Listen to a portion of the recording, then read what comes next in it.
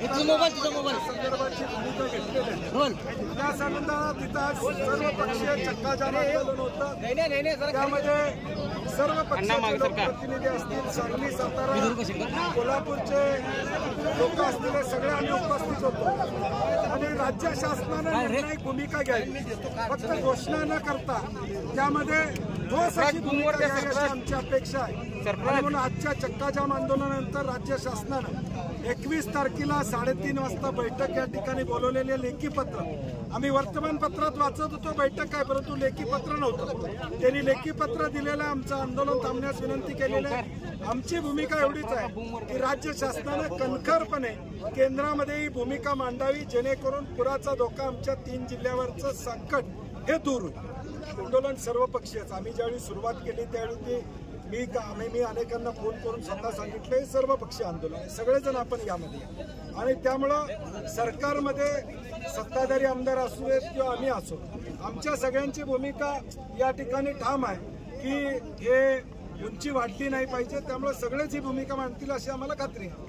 येत्या बैठकीला जर का तोडगा निघाला नाही तर तुमचं पुढचं नाही, आमचा ऑलरेडी ह्या बैठकीमध्ये योग्य निर्णय नाही निघाला तर आम्ही अगदी अलमट्टीवर धडक मारण्याची सुद्धा आमची तयारी आहे।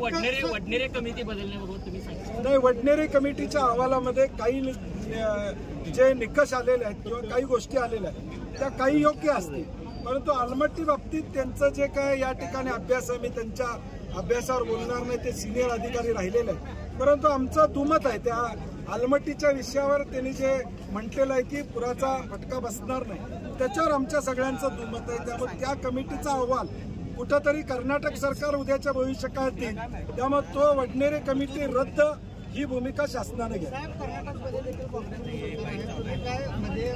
शेवटी प्रत्येक सरकार त्यांची भूमिका मांडते, आमची अपेक्षा आमच्या सरकारनं आमची भूमिका मांडते। खरं तर जी आता स्थगिती मिळालेली आहे ती आंध्र प्रदेश आणि तेलंगणामुळे मिळालेली आहे। महाराष्ट्र सरकार याच्या विरोधात गेलेलं नाही असं खासदार धैर्यशील माने म्हणाले, काय नेमकं खरं का सांगत नाही? नाही, म्हणून आमचं म्हणणं तेच आहे या बैठकीमध्ये निदान खरं पाहिजे की महाराष्ट्राची भूमिका काय आहे, कोर्टात सामील झाले का महाराष्ट्राचं, तेलंगणा कोर्टात गेलेलं आहे, तर हे सगळं बैठक झाल्याशिवाय आम्हाला त्याची उत्तरं मिळणार नाही।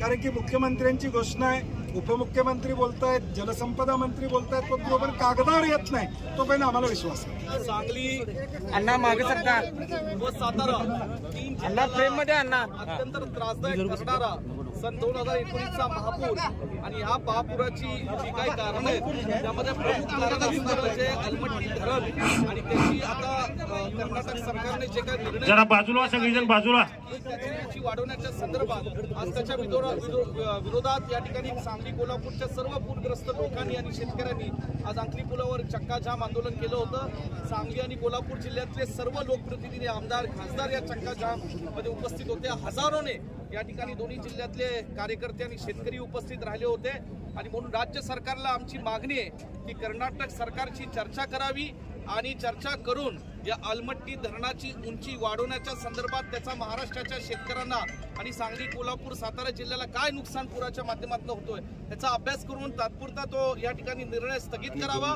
केंद्र सरकारशी चर्चा महाराष्ट्र सरकारने ताबडतोब करावी। आवश्यकता पडली तर सुप्रीम कोर्टाची सुद्धा पायरी या महाराष्ट्र सरकारने सांगली कोल्हापूरच्या लोकांसाठी चढली पाहिजे आणि अलमट्टीच्या धरणाबाबतीत कर्नाटक सरकारला थांबवून हा निर्णय ताबडतोब त्याला स्थगिती द्यावी अशी आमची मागणी आहे।